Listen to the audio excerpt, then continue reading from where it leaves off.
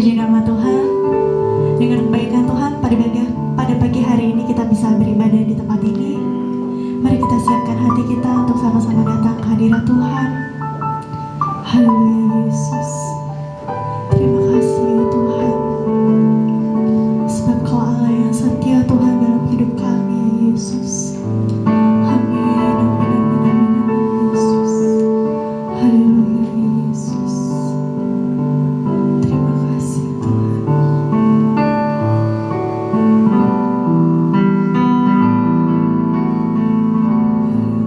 Yesus, terima kasih Tuhan.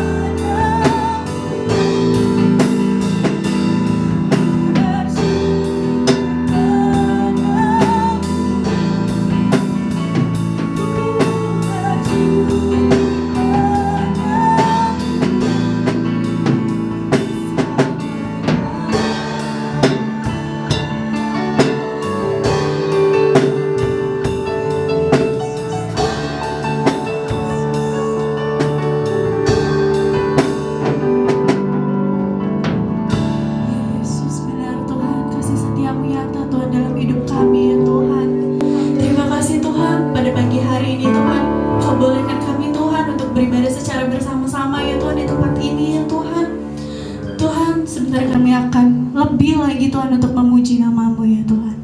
Dalam nama Tuhan Yesus Kristus, haleluya, amin. Jemaat boleh dipersilakan untuk duduk. Haleluya. Ada sukacita, amin. Mari kita sama-sama naikkan pujian lebih dari pemenang.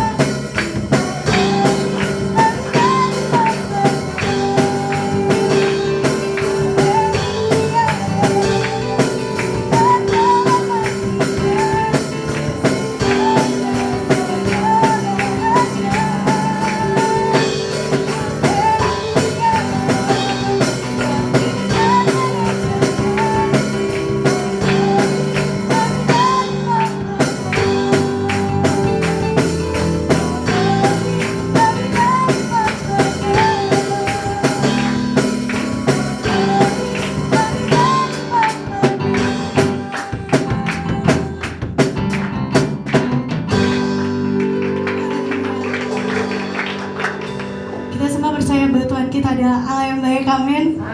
Yang percaya lambaikan tangan. Mari kita naikkan pujian, Dia sungguh baik.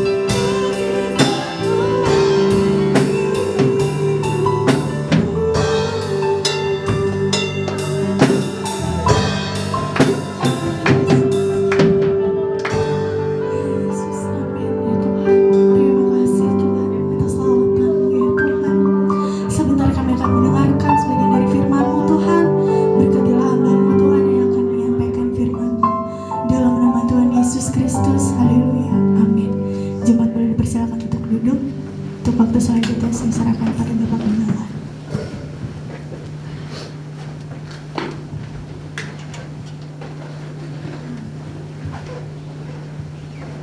Haleluya.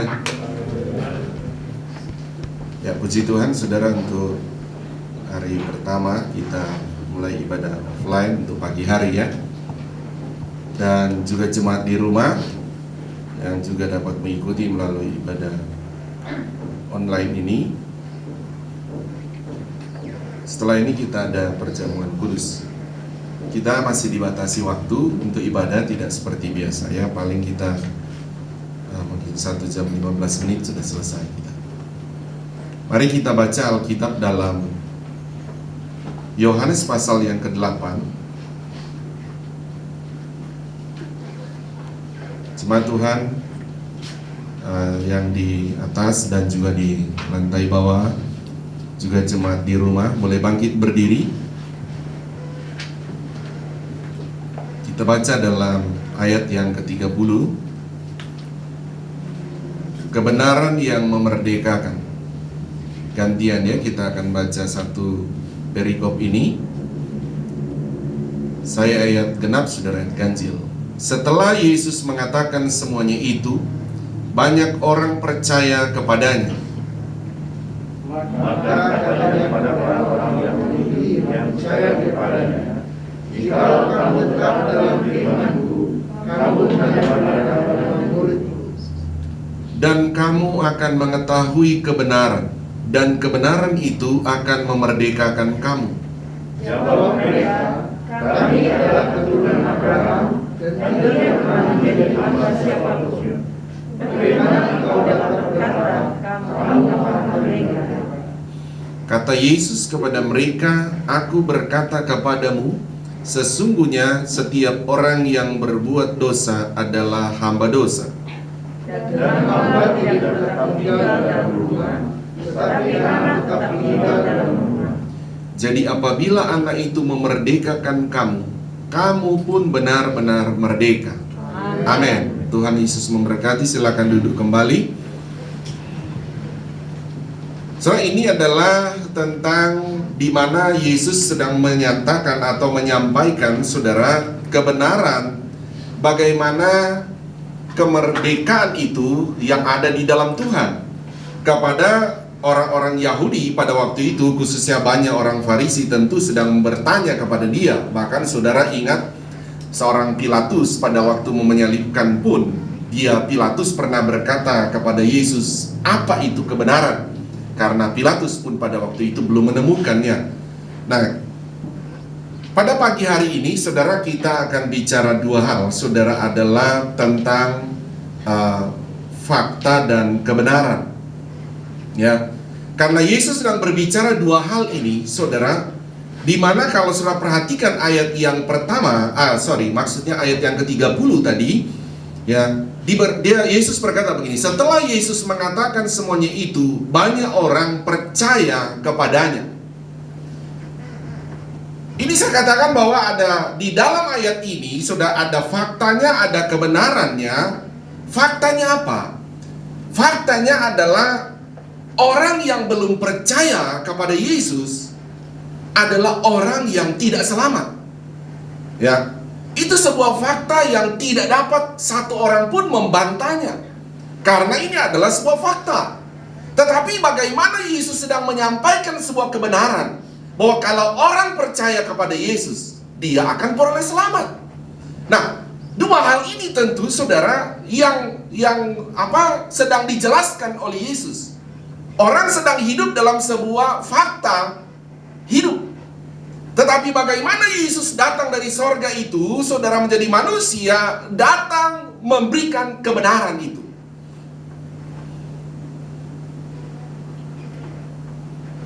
Fakta itu, saudara, adalah keadaan atau suatu peristiwa yang merupakan benar-benar ada atau terjadi sebuah fakta. Ya. Sehingga saudara, kita kenal dari Adam dan Hawa bahwa terjadi sebuah fakta, kata firman Allah, semua orang telah berdosa. Tidak ada satupun orang, tidak ada satupun manusia yang tidak berdosa. Itu sebuah fakta. Dan orang tidak bisa lagi mengelak dari fakta ini. Sehingga dalam sebuah fakta ini berarti semua orang harus masuk neraka. Begitu saudara.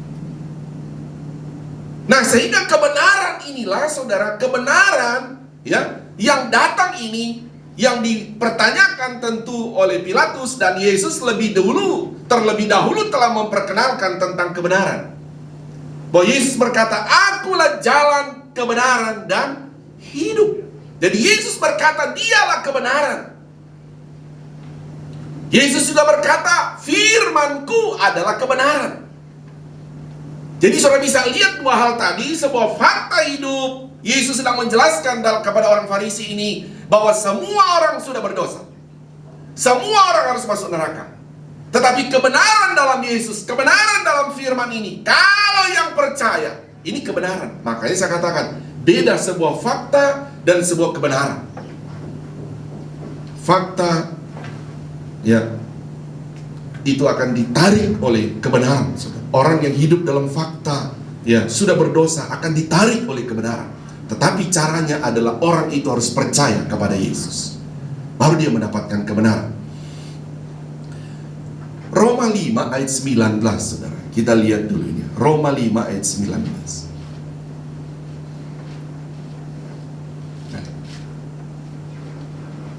Multimedia bisa keluar, Pak? Ya. Saya baca ya. Jadi sama seperti oleh ketidaktaatan satu orang, semua orang telah menjadi orang berdosa. Sebuah fakta. Demikian pula oleh ketaatan satu orang, semua orang menjadi orang benar. Amin, saudara. Saudara, saya percaya kita saat ini mengenai keselamatan, saudara sudah hidup dalam kebenaran. Tadinya kita ada dalam sebuah fakta, saudara, kita bukan orang selamat. Tetapi ketika kita percaya kepada Yesus Kristus, kita hidup dalam kebenaran tentang keselamatan dalam Yesus. Haleluya, saudara. Jadi saudara sekarang sedang hidup bukan dalam sebuah fakta tentang dosa itu tidak menyelamatkan. Tetapi saudara sedang hidup dalam kebenaran di dalam Yesus. Bahwa saudara dan saya adalah orang yang telah diselamatkan dalam Yesus. Dan itu adalah kebenaran. Siapa kebenaran? Alkitab telah berkata tadi, Yesus adalah kebenaran. Katakan lagi, saudaranya. Kita balik kepada kitab Yohanes tadi 30, saya baca lagi ya saudara, 31, 32. Maka katanya kepada orang-orang Yahudi yang percaya kepadanya, "Jikalau kamu tetap dalam firman-Ku, kamu benar-benar adalah murid-Ku. Dan kamu akan mengetahui kebenaran, dan kebenaran itu akan memerdekakan kamu."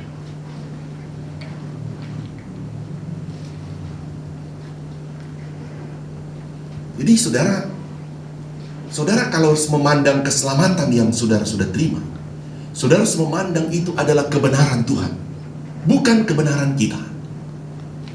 Haleluya, saudara. Saudara kan sudah percaya Yesus, saudara sudah selamat. Ya. Faktanya mungkin memang saudara kadang masih jatuh dalam dosa, masih. Tetapi kalau saudara kembali datang kepada Tuhan, percaya terus kepada Tuhan, memang Roh Kudus akan menuntun supaya engkau minta ampun, supaya engkau bertobat. Karena engkau sedang hidup dalam kebenaran.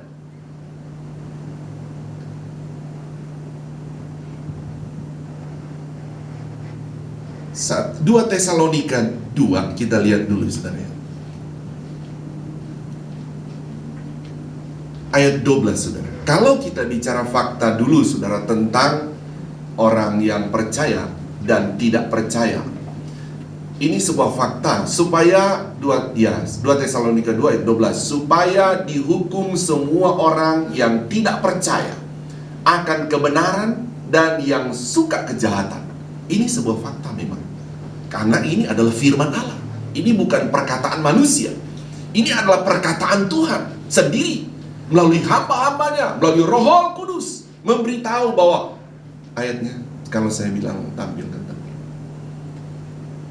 kebenaran ini dikatakan oleh firman Allah. Semua orang yang suka kejahatan atau semua orang yang tidak percaya, faktanya yang harus dihukum.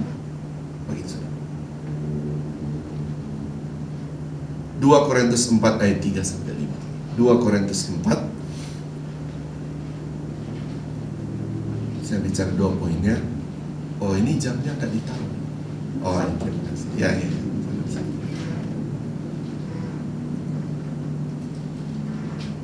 2 Korintus 4 ayat 3 sampai 5. Jika Injil yang kami beritakan masih tertutup juga, maka ia tertutup untuk mereka yang akan binasa. Ayat 4. Yaitu orang-orang yang tidak percaya, yang pikirannya telah dibutakan oleh ilah zaman ini, sehingga mereka tidak melihat cahaya Injil tentang kemuliaan Kristus yang adalah gambaran Allah. Ayat 5. Sebab bukan diri kami yang kami beritakan, tetapi Yesus Kristus sebagai Tuhan, dan diri kami sebagai hamba-Mu karena kehendak Yesus Kristus. Dalam 2 Korintus ini, kalau saudara perhatikan bahwa dikatakan sebuah fakta bahwa orang menolak Injil, orang tidak mau percaya kepada berita Injil tentang Yesus adalah kebenaran itu. Sehingga menjadi sebuah fakta, mau tidak mau, saudara, mau tidak mau, bahwa orang itu tidak bisa selamat. Satu ayat lagi.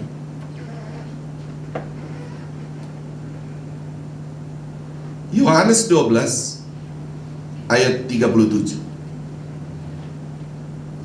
Yohanes 12 ayat 37. Dan meskipun Yesus mengadakan begitu banyak mujizat di depan mata mereka, namun mereka tidak percaya kepadanya. Terus, supaya genaplah firman yang disampaikan oleh Nabi Yesaya, Tuhan, siapakah yang percaya kepada pemberitaan kami? Dan kepada siapa tangan kekuasaan Tuhan dinyatakan? Jadi Yesaya pun ini telah memberitakan tentang kebenaran firman Tuhan. Tapi di zaman itu, saudara, bahwa Yesaya menyampaikan kepada bangsa Yehuda juga, saudara, bahwa mereka juga menolak, saudara, tentang kebenaran. Kita tahu pada akhirnya penolakan mereka akan kebenaran firman membuat mereka dibawa, diizinkan Tuhan untuk ditawan di Babilonia. Bagi saudara, karena penolakan akan kebenaran. Ya. Ayat. Karena itu mereka tidak dapat percaya, sebab Yesaya telah berkata juga. Terus, ya, ia telah membutakan mata dan mendegilkan hati mereka, supaya mereka jangan melihat dengan mata dan menganggap dengan hati, lalu berbalik, sehingga aku menyembuhkan mereka. Wah, ini Tuhan kayak sudah kesel nih, karena bangsa Yehuda ini tentang bangsa Yehuda dulu. Dan dikutip lagi, saudara, dalam kitab Yohanes, ya, ini adalah dikutip lagi tentang firman ini, saudara, bahwa menggambarkan bahwa ini pernah terjadi demikian, ya, ketika orang menolak tentang kebenaran, ya, sehingga bangsa Yehuda ini dibawa ke Babilonia. Hal ini dikatakan oleh Yesaya karena ia telah melihat kemuliaannya dan telah berkata-kata tentang dia. Namun banyak juga di antara pemimpin yang percaya kepadanya. Nah, banyak juga pemimpin orang Farisi, pemimpin agama Yahudi, saudara, yang ikut percaya. Tetapi oleh karena orang-orang Farisi mereka tidak mengakuinya berterus terang, supaya mereka jangan dikucilkan. Ya, jadi mereka banyak juga orang pada waktu itu mereka percaya. Tapi karena pada waktu itu orang Yahudi, kalau ada orang percaya ikut Yesus, mereka akan dikucilkan, atau ikut kebenaran Tuhan, mereka akan dikucilkan. Ya, bahkan kita ingat Yesaya, saudara, bahkan dia karena dia beritakan kebenaran, itu dia pun dipenjara gara-gara dia menyampaikan kebenaran. Sebab mereka lebih suka akan kehormatan manusia daripada kehormatan Allah. Wah, ini mengerikan, saudara. Kadangkala orang itu memang dari dulu, saudara, dari dulu lebih senang dia dapat penghormatan manusia, tapi dapat penghormatan dari Allah. Lebih memilih penghormatan manusia, lebih dipuji, senang dipuji oleh manusia, tapi daripada kebenaran Allah. Padahal pujian manusia, kesukaan dari manusia tidak akan pernah memerdekakan orang. Tapi kebenaran Allah itu adalah sebetulnya memerdekakan dia. Ayat 45 sampai 47, ya.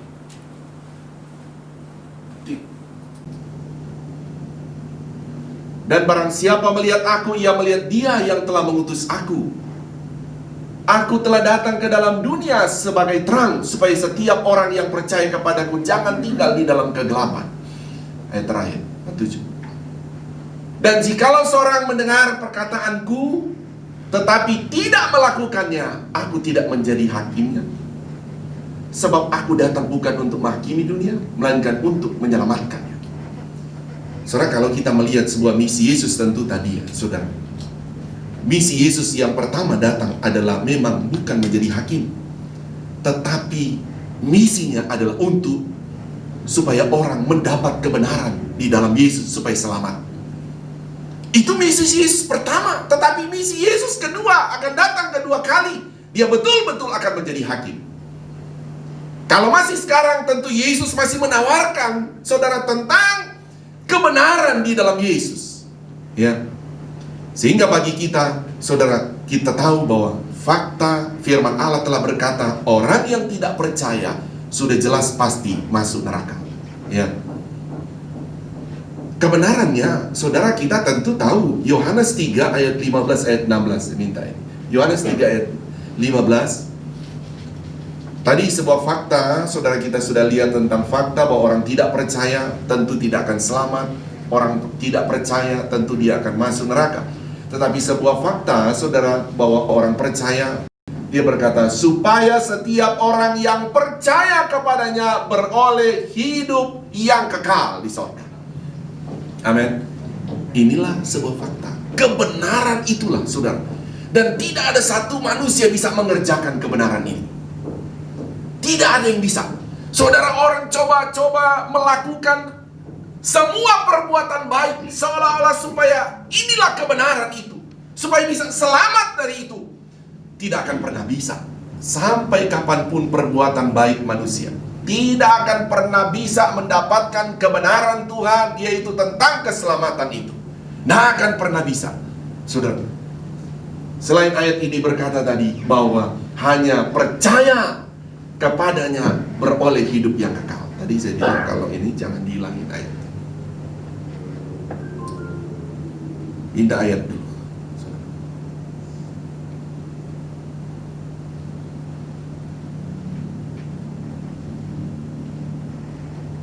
2 Korintus 4 ayat 3 sampai 5. Tadi udah dibaca itu. Sudah dibaca ini ya. Sudah dibaca. Nah, kita balik dalam kebenaran firman Allah. Saudara, ada dua hal ini. Saudara, saya mau coba bawa saudara dalam pemikiran bahwa ketika saudara memandang sebuah fakta, oh ternyata orang tidak percaya Yesus, dia pasti akan masuk neraka. Saudara, saya juga tidak tahu bagaimana sekarang. Saudara, kita saja mau ketemu orang sulit, mau menyampaikan kebenaran sulit. Ya, sudah keburu takut. Tetapi ini sebuah perintah Tuhan, di mana kita harus memberitakan kepada orang yang belum percaya itu supaya mendapatkan kebenaran. Karena memang sudah sebuah fakta hidup bahwa orang tidak percaya pasti masuk neraka. Dan ingat tanda-tanda zaman ini. Saudara, firman Allah sudah berkata bahwa di akhir zaman menjelang Yesus datang kedua kali, salah satu yang akan terjadi adalah penyakit sampar, penyakit yang luar biasa banyaknya.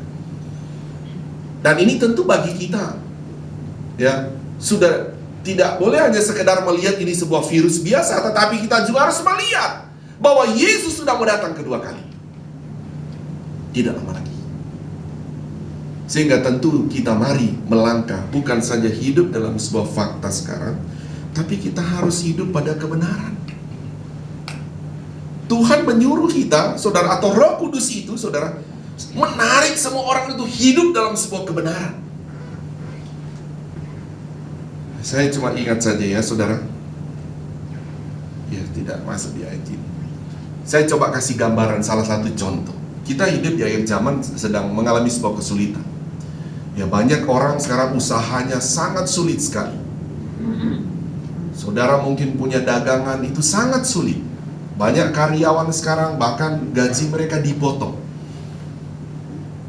Kesulitan demi kesulitan terjadi. Anak sekolah juga sudah belum bisa masuk juga. Begitu. Pokoknya kita sedang masuk dalam suasana atau situasi yang membuat semua mengalami kesulitan. Saudara, kita ingat, saudara, entah itu wabah virus ini atau alam, ya itu pun sudah terjadi dalam Alkitab ya. Kalau saudara perhatikan, saya coba bawa dalam fakta dan kebenaran. Kita ingat Elia ketika dia ada di Sungai Kerit, itu faktanya sedang terjadi musim panas yang sangat luar biasa. Kedua, saudara, faktanya bahwa begitu banyak orang mati karena kelaparan. Karena kelaparan. Itu sebuah fakta. Dan Elia waktu itu pun, saudara, kirimkan makanan oleh Tuhan sendiri melalui burung gagak untuk dia makan. Setelah itu Tuhan stop dan Tuhan menyuruh dia pergi ke Sarfat. Sampai ke Sarfat, saudara, fakta dia menemukan ada seorang janda di sana. Dan janda itu menceritakan juga sebuah fakta. Ketika Eli berkata begini, Elia, saudara, berkata bahwa kamu ada makanan apa? Ya. Oh, kami punya segenggam tepung. Saya dan anak saya juga ada minyak dalam buli-buli. Faktanya kami akan olah ini. Setelah itu kami makan. Faktanya kami akan mati. Janda ini sudah tahu pasti mati. Karena bukan cuma persoalan makanan, tidak ada. Dia sudah melihat sebuah fakta. Begitu banyak orang mati karena tidak ada makanan. Muncul kebenaran datang. Elia menyampaikan sebuah kebenaran. Maukah kau bawa kepada Tuhan? Saudara, Elia bukan berarti saudara sedang minta makan. Bukan. Sedang menyampaikan kebenaran. Maksudnya Elia adalah di mana Tuhan menyuruh dia untuk menarik. Ya, menarik. Supaya orang jangan melihat kepada fakta, tetapi ada namanya kebenaran. Dan inilah fungsi Roh Kudus, saudara. Selalu berkata, Roh Kudus berkata begini, aku ada di dalam kamu, menuntun kamu untuk membawa kamu ke dalam seluruh kebenaran. Elia berkata, kamu mau buat sedikit, buat dulu. Segenggam tepung itu kamu olah, buat, dan berikan di sini. Janda sempat pikir, waduh, saya dan anak saya saja mau makan. Ini tidak cukup. Ini faktanya kami akan mati loh setelah ini. Tapi Elia coba bawa dia. Ini firman Tuhan. Kamu mau hidup di fakta atau kebenaran? Coba kamu bawa kepada Tuhan dulu. Wah ya saudara, bawa kepada Tuhan. Ya oke, janda Sarfat bilang, oke, dia timbul iman karena mendengar firman dari Elia. Dia buatlah itu, saudara. Dia buat makanan, saudara, olah, dia kasih. Saudara, kebenaran memerdekakan dia. Dikatakan oleh firman Allah, ya, selama musim panas itu, tepung dalam buli-buli tidak pernah habis. Minyak dalam buli-buli tidak pernah habis. Tepung tidak pernah habis. Dan mereka mengolahnya sampai pada musim menanam. Hujan turun, mereka menanam, dan mereka punya penghasilan lagi. Apa yang kita lihat, saudara? Janda di Sarfat ada dalam sebuah fakta bahwa musim panas, makanan sudah tidak mencukupi lagi untuk beberapa waktu lagi. Saudara, faktanya begitu banyak orang mati. Tetapi datanglah kebenaran firman Allah menawarkan kepada dia melalui Elia. Kamu mau hidup di fakta atau mau hidup dalam kebenaran? Janda di Sarfat memilih, aku mau hidup dalam kebenaran. Dan firman Allah berkata, kebenaran itu memerdekakan engkau. Haleluya, saudara. Kebenaran memerdekakan. Jadi ini yang sedang dikerjakan oleh Roh Kudus, saudara. Di akhir zaman ini, kita harus melihat sebagaimana Yesus berkata, akulah kebenaran itu. Dan kita sedang dituntut oleh firman Allah. Jangan tinggal dalam sebuah fakta itu saja, tapi ada namanya kebenaran. Dan kebenaran itu akan memerdekakan engkau. Orang sekarang sedang pusing mikirkan tentang ekonomi memang, saudara. Bisnisnya, usahanya, apapun, saudara. Tapi satu hal, kita harus datang kepada Tuhan. Karena di dalam Tuhan itu, dia akan memerdekakan engkau. Iya. Saudara mau bertahan di fakta, akan kalah, saudara. Bahkan janda di Sarfat tadi, kalau dia bertahan dalam sebuah faktanya, dia pasti mati. Dia pasti mati. Tapi tentu hamba Tuhan ini telah menawarkan kebenaran. dan diresponi oleh janda di Sarfat. Dia ambil itu kebenaran, dia memilih aku mau hidup dalam kebenaran, dan ternyata kebenaran itu telah menghidupkan dia. Kebenaran telah memelihara ekonominya, kebenaran telah memelihara makan pakainya, kebenaran telah memelihara kesehatannya. Dan singkat kata firman Allah berkata, kebenaran sudah memerdekakan keluarga. Yang berikutnya, saudara. Jadi tadi adalah, saudara, kita bicara tentang fakta, tentang kebenaran. Fakta dan kebenaran bahwa pertama tadi orang yang tidak percaya, faktanya memang pasti masuk neraka. Ya. Tetapi orang yang percaya, kebenaranlah akan memerdekakan dia. Ayat 33, tadi kembali ke Yohanes 8 ayat 33. Jawab mereka, kami adalah keturunan Abraham dan tidak pernah menjadi hamba siapapun. Bagaimana engkau dapat berkata kamu akan merdeka? Kata Yesus kepada mereka, aku berkata kepadamu, sesungguhnya setiap orang yang berbuat dosa adalah hamba dosa. Dan hamba tidak tetap tinggal dalam rumah, tetapi anak tetap tinggal dalam rumah. Jadi apabila anak itu memerdekakan kamu, kamu pun benar-benar merdeka. Amin. Saudara bisa melihat, saudara. Sekarang saya melihat, saudara, kan begitu banyak orang kan seolah-olah kemerdekaannya sedang terancam sekarang, saudara. Ya, kemerdekaan kita bersosialisasi, kemerdekaan saudara beribadah pun, saudara rasanya kurang merdeka kan? Saudara, kalau WL tambah 2 lagu lagi, saudara nyanyi, saudara lagi ditutup begini, saudara, waduh, pasti saudara nyanyinya dalam hati. Iya, saudara. Tidak merdeka memang ibadah seperti ini. Tapi lebih lagi, saudara, begitu saudara mulai merasakan juga kan, saudara, soal ekonomi saudara mulai rasa sepertinya kurang merdeka. Kurang merdeka. Tapi inilah Alkitab sedang menjelaskan, saudara, bahwa siapapun kita kalau memasuk pada kebenaran itu, Alkitab yang berkata, dialah yang akan memerdekakan kita. Dia akan merdekakan. Poin terakhirnya, saya tinggal 1 poin lagi.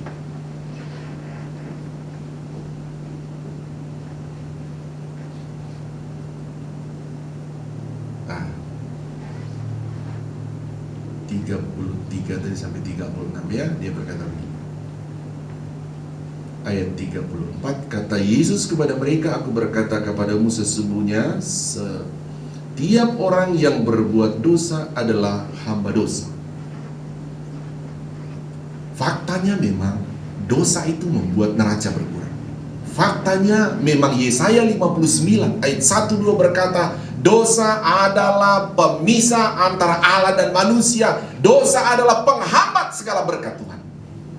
Dan memang itu sebuah fakta, dan Allah berkata dia tidak pernah kompromi dengan itu. Tuhan ya hitam, putih ya putih. Tuhan tidak bisa abu-abu.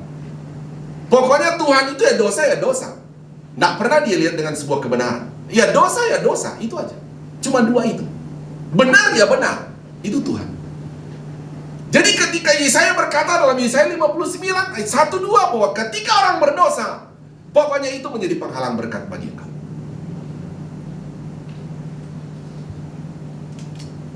Itu sebuah fakta tentu, saudara. Tapi mari kita akan melihat sebuah kebenaran ya. Atau coba baca dulu Yesaya 59 ayat 1 dan 2 ya. Nanti lain kali multimedia, kalau saya sedang menyebut ayat, saudara munculkan. Sebetulnya ayat sudah saya catat ya. Maksudnya peka. Oh ini Bapak Gembala bilang ini pasti ayatnya diminta dimunculkan. Jadi jangan saya minta-minta. Yesaya 59 ayat 1 dan 2. Sesungguhnya tangan Tuhan tidak kurang panjang untuk menyelamatkan, dan pendengarannya tidak kurang tajam untuk mendengar. Tetapi yang merupakan pemisah antara kamu dan Allahmu ialah segala kejahatanmu, dan yang membuat dia menyembunyikan diri terhadap kamu sehingga ia tidak mendengar ialah segala dosamu. Ini semua fakta. Sudah, saya katakan tadi, Tuhan memang tidak bisa kompromi. Tuhan tidak bisa kompromi. Tetapi tentu bagi kita, saudara, melihat ini, bahwa ada namanya kebenaran. Dan memang Tuhan mau. Tuhan mau supaya kita sadar bahwa ini sebuah fakta. Tetapi Tuhan terus memberitakan kebenaran. Tuhan terus memberitakan kebenaran supaya orang keluar dari fakta dosa itu. Yesaya 59 ayat 18 kita baca. Saudara boleh lihat.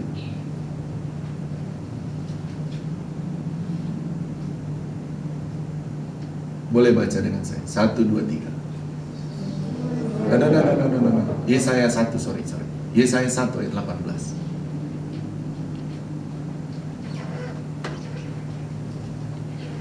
Dua, tiga. Marilah, baiklah kita berperkara. Firman Tuhan, sekalipun dosamu merah seperti kermisi, akan menjadi putih seperti salju. Sekalipun berwarna merah seperti kain kesumba, akan menjadi putih seperti bulu domba. Haleluya, saudara. Ini kebenaran. Siapa yang bisa memutihkan dosa? Satu manusia pun tidak ada. Mau perbuatan baik apapun tidak bisa memutihkan dosa.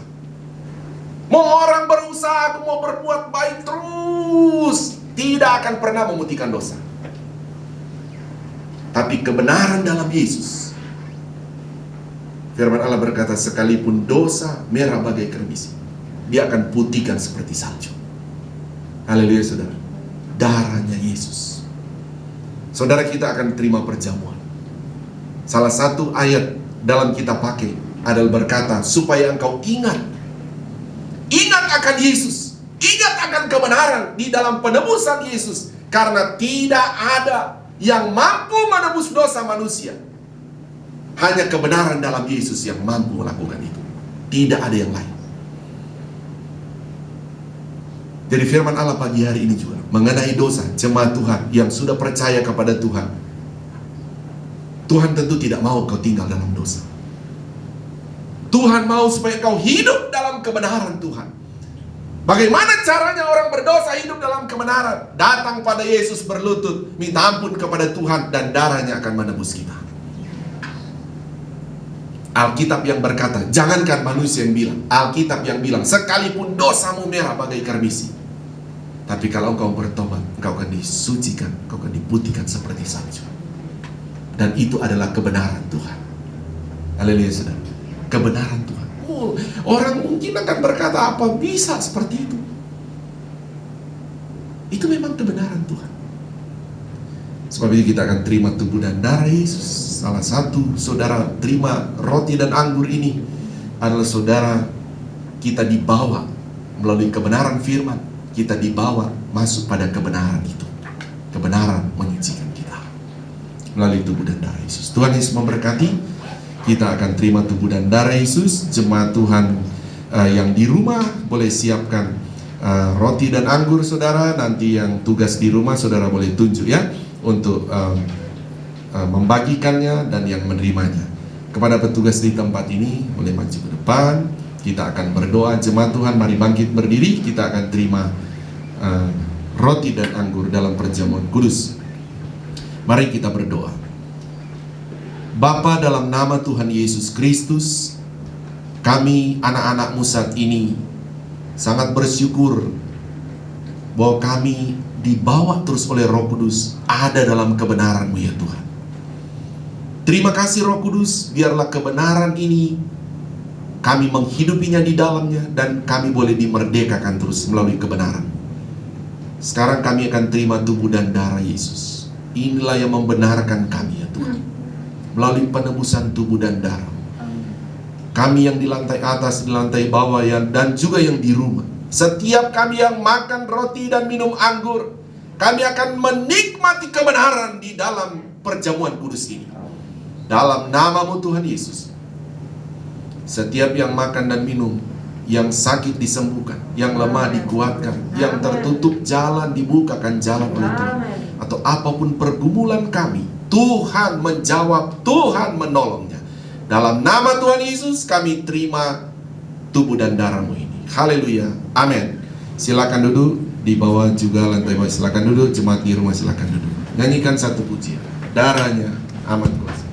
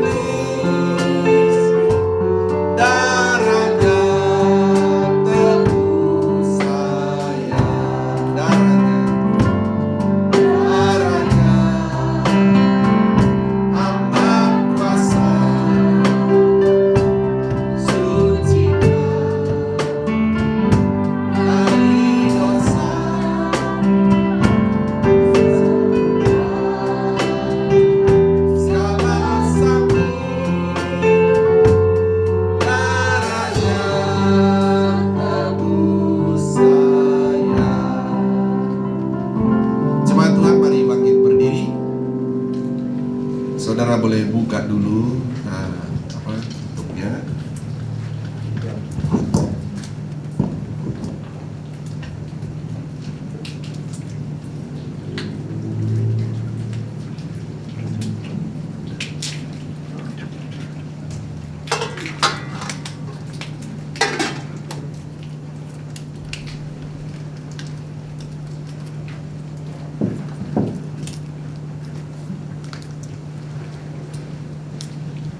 Kalau sudah dibuka, pegang roti dengan tangan kanan kita.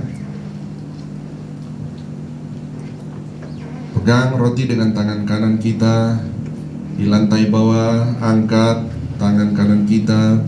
Juga jemaat di rumah, pegang roti dengan tangan kanan, dengar firman-Nya. Ini kami anak-anak-Mu ya Bapa di sorga, akan menikmati perjamuan dengan Engkau. Melalui tubuh dan darah Yesus, kami semua dimerdekakan oleh Tuhan. Sebelum kami makan, kami dengarkan firman-Mu. Sebab apa yang telah aku teruskan kepadamu, telah aku terima dari Tuhan, yaitu bahwa Tuhan Yesus pada malam waktu Ia diserahkan mengambil roti, dan sesudah itu Ia mengucap syukur atasnya. Ia memecah-mecahkannya dan berkata, inilah tubuhku yang diserahkan bagi kamu. Perbuatlah ini menjadi peringatan akan aku. Dengan menyebut dalam nama Tuhan Yesus Kristus. Makan dengan iman.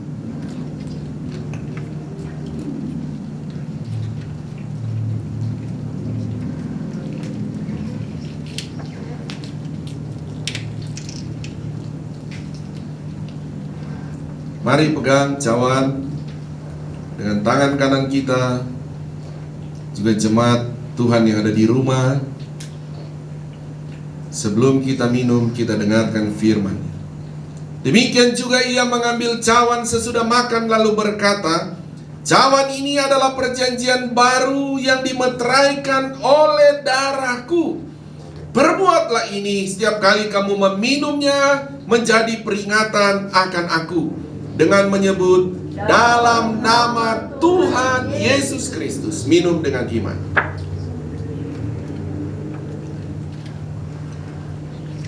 Haleluya, haleluya Tuhan. Haleluya Tuhan. Kebenaran dalam tubuh dan darah Yesuslah yang memerdekakan kami. dalam nama-Mu Tuhan Yesus, setiap kami yang makan dan telah minum tubuh dan darah-Mu ini, kami telah dimerdekakan. Bahkan yang sakit telah disembuhkan, yang lemah telah dikuatkan, yang tertutup jalan Engkau dibukakan jalan, yang susah dihiburkan oleh Tuhan. Dan apapun jenis pergumulan kami umat-umat-Mu saat ini, baik ada di tempat ini, di rumah, kami serahkan ke dalam nama Tuhan Yesus. Bahwa di dalam Tuhan Yesus ada pertolongan, ada keberkatan. Terima kasih Bapa. Kami berterima kasih untuk persekutuan di dalam tubuh dan darah Yesus dan firman-Mu. Haleluya, kami bersyukur. Amin. Tuhan Yesus berkati, silakan duduk kembali. Jemaat Tuhan, saya serahkan kepada yang bertugas.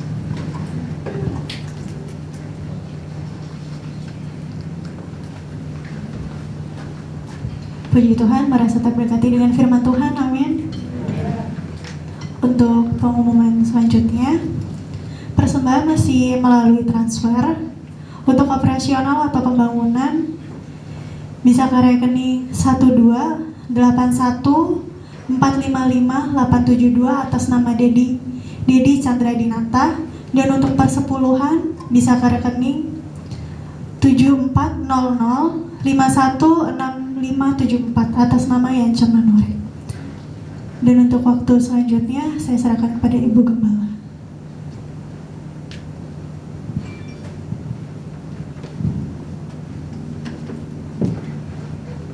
Puji Tuhan, untuk pengumuman kita kegiatan sepanjang minggu ini, jadi nanti ibadah online yang biasa kita lakukan bersama-sama jam 10 pagi untuk mulai dari minggu ini, karena pagi kita ada ibadah offline di gereja jam 8, jadi ibadah online bagi jemaat yang di rumah itu jam 5 sore ya. Jadi sekali lagi ibadah online untuk jemaat Tuhan yang tidak bisa ikut beribadah di gereja jam 5 sore di rumah masing-masing di link channel YouTube-nya GPDI Kota Wisata.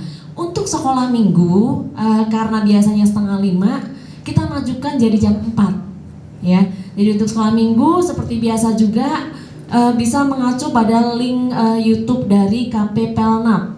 KP Pelnap jam 4 sore. Jadi jam 4 sore tolong anak-anak didampingi, bagi orang tua atau kakak yang punya adik-adik yang masih usia sekolah minggu, tolong nanti didampingi supaya anak-anak sekolah minggu ini bisa tetap mengikuti ibadah sekolah minggu online jam 4 sore di rumah masing-masing di link YouTube KP Pelnap. Kemudian untuk kegiatan sepanjang minggu ke depan, hari Rabu komsel kita masih diadakan secara online ya. Jadi komsel masih diadakan secara online hari Rabu jam 7:30 malam melalui grup call di Line ya, Line group call. Jadi diharapkan Bapak Ibu Saudara sekalian bisa ikut bergabung di dalam komsel kita setiap hari Rabu jam 7:30 malam melalui grup call di aplikasi Line. Nah, kemudian untuk hari Sabtu kita tetap ada doa pagi di rumah masing-masing, sementara masih kita lakukan di rumah masing-masing jam 6 sampai dengan jam 7 pagi. Hari Sabtu jam 6 sampai dengan jam 7 pagi, doa pagi di rumah masing-masing. Dan untuk ibadah YMB masih juga dilakukan secara online jam 6:30 malam di biasanya menggunakan Zoom ya. Jadi nanti saudara-saudara yang belum masuk di grup YMB nanti bisa langsung hubungi ke pengurus, atau kalau tidak pengurus tolong dijapri juga ya.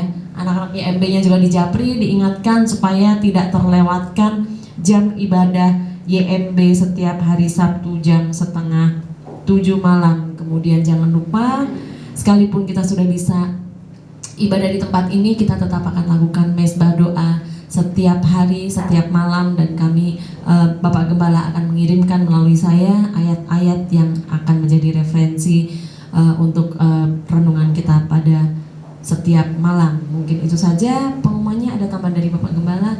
Kalau tidak ada, saya kembalikan kepada pemberi pujian. Terima kasih.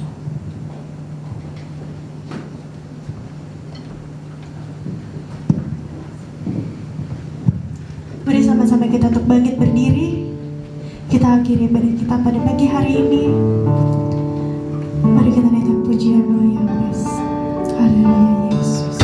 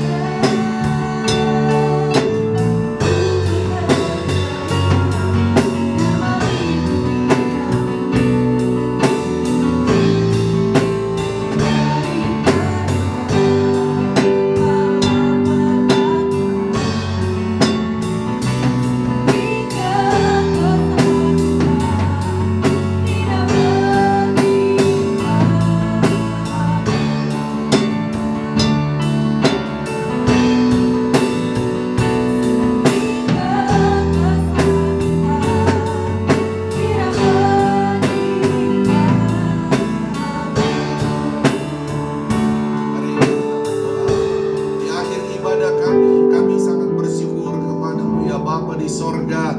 Kami boleh menikmati kebaikan-Mu, kasih-Mu bagi kami.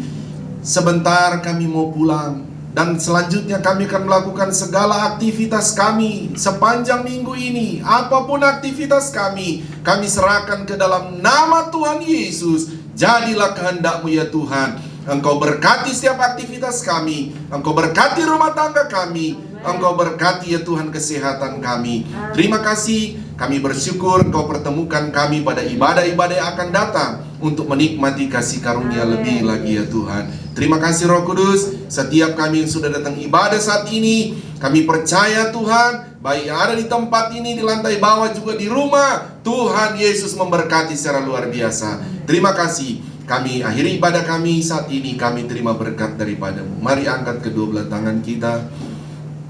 Ini kami anak-anak-Mu ya Bapa di sorga, mengangkat tangan kami di hadapan-Mu adalah terus pengakuan iman kami bahwa keselamatan hanya ada di dalam Yesus Kristus Tuhan kami saja.